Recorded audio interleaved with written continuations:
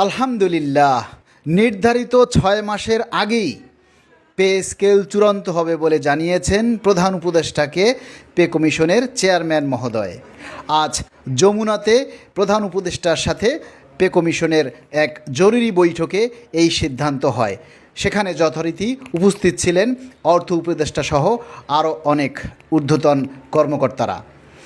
তাই বলে সবাই হাত গুটিয়ে বসে থাকলে চলবে না।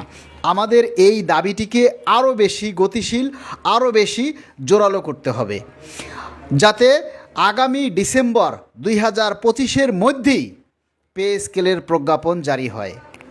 যেহেতু 2টা পে স্কেলের টাইম অতিবাহিত হয়ে গেছে গত 10 বছরে, দ্রব্যমূল্যের দাম আকাশচুম্বী, কর্মচারীরা মানবেতর জীবনযাপন করছে। সেই হিসাবে এখনকার সময় উপযোগী আমরা একটা বেতন কাঠামো ঘোষণা চাই এবং বেতন বৈষম্য দূর করার জন্য গ্রেড সংখ্যা কমিয়ে 12টি চাই, সর্বনিম্ন স্কেল 35,000 টাকা চাই।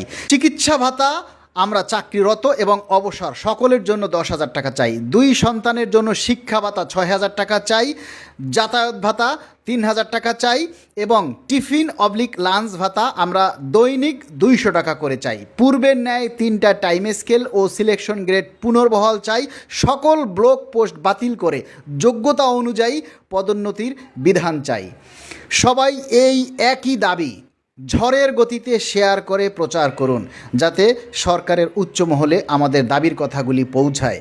আমরা আশাবাদী এই অন্তর্বর্তীকালীন সরকার আমাদেরকে একটি সময় উপযোগী পে স্কেল উপহার দিয়ে যাবেন, কিন্তু আমাদের এই দাবিকে আরও বেশি জাগিয়ে তুলতে হবে, আরও বেশি প্রচার করতে হবে।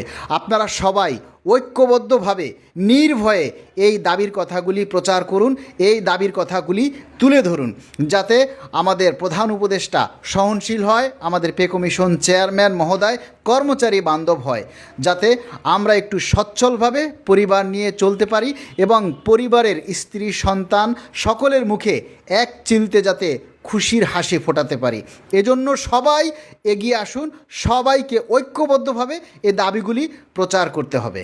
সবাই এই একই দাবি ঝড়ের গতিতে শেয়ার করে প্রচার করুন, যাতে সরকারের উচ্চ মহলে আমাদের দাবির কথাগুলি পৌঁছায়।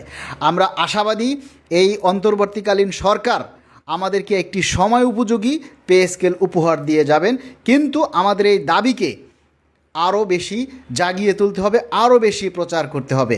আপনারা সবাই ঐক্যবদ্ধভাবে নির্ভয়ে এই দাবির কথাগুলি প্রচার করুন, এই দাবির কথাগুলি তুলে ধরুন, যাতে আমাদের প্রধান উপদেষ্টা সহনশীল হয়, আমাদের পে কমিশন চেয়ারম্যান মহোদয় কর্মচারী বান্ধব হয়, যাতে আমরা একটু সচ্ছলভাবে পরিবার নিয়ে চলতে পারি এবং পরিবারের স্ত্রী সন্তান সকলের মুখে এক চিলতে যাতে খুশির হাসি ফোটাতে পারি।